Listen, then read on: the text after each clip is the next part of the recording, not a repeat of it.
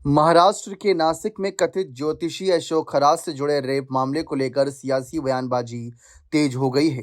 23 मार्च को शिवसेना यूबीटी ने सामना में प्रकाशित लेख के जरिए राज्य सरकार पर तीखा हमला बोला। इस लेख में मंत्रियों और नेताओं पर अंधविश्वास को बढ़ावा देने के आरोप लगाए गए हैं। लेख में खानदेश की बहनाबाई चौधरी का उदाहरण देते हुए कहा गया कि बिना औपचारिक शिक्षा के भी उन्होंने जीवन का गहरा दर्शन किया। उन्होंने ज्योतिष और अंधविश्वास से दूरी बनाए रखने की बात कही थी। उनकी कविताओं के जरिए यह संदेश दिया गया कि भाग्य रेखाओं से नहीं बल्कि कर्म और आत्मविश्वास से तय होता है। लेख में तंज कसते हुए लिखा गया कि देवेंद्र फडणवीस मंत्रिमंडल के अधिकांश मंत्रियों और विधायकों को खानदेश की बहनाबाई चौधरी का नाम शायद ही पता हो। लेख में कहा गया कि अशोक खरात नामक कथित जाट ज्योतिषी ने ज्योतिष और तंत्र मंत्र के नाम पर कई महिलाओं का शोषण किया। खरात को अब उसके कारनामों के चलते गिरफ्तार किया गया है। कार्रवाई समय पर हुई होती तो कई महिलाओं की आबरू बच जाती। उसने क्या पाखंड किया ये जांच में सिद्ध होगा, लेकिन ज्योतिष, अघोरी, धार्मिक अनुष्ठान, भविष्य आदि के नाम पर उसने कई महिलाओं का शोषण किया जो भयानक है।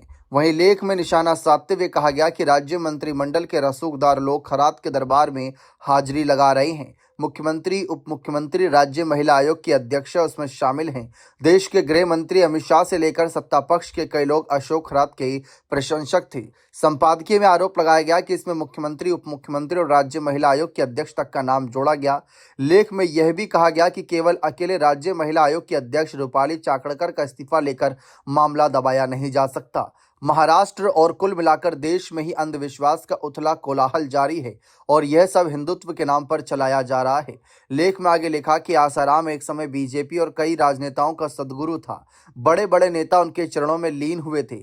आगे उस आसाराम का क्या हुआ ये सबने देखा। राम रहीम के कारनामे उजागर होने के बावजूद इस बाबा को जेल से बार बार पैरोल पर छोड़ने का महान कार्य बीजेपी वाले कर रहे हैं। लेख में यह भी कहा गया कि जिन्होंने आत्मविश्वास खो दिया है वे ज्योतिष और कर्मकांड के पीछे भागते हैं। खरात जैसे ज्योतिषी और उनके राजनीतिक भक्त बेमौसम बारिश, ओलावृष्टि को अपनी तंत्र विद्या से नहीं रोक सकते।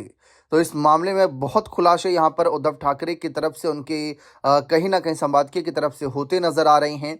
लेकिन चौंकाने वाली बात यह है कि इस मामले पर देवेंद्र फडणवीस ने साफ कहा है कि कार्रवाई में कोई ढील नहीं बरती जाएगी। एक नाथ शिंदे की तस्वीर सामने आई थी अशोक खरात की। उसके बाद काफी मामला बढ़ा कि महिला आयोग के अध्यक्ष के इस्तीफे के बाद क्या कोई और बड़े नेताओं का इस्तीफा देखने को मिलेगा? क्या इस मामले को इसी तरीके से दबाया जाएगा या इस मामले में और भी खुलासे होंगे? अब ये मामले पर नजर बनी हुई है। देखते हैं आगे क्या कुछ चौंकाने वाली खबरें सामने आती हैं। बने रहें चैनल के साथ। बहुत बहुत शुक्रिया।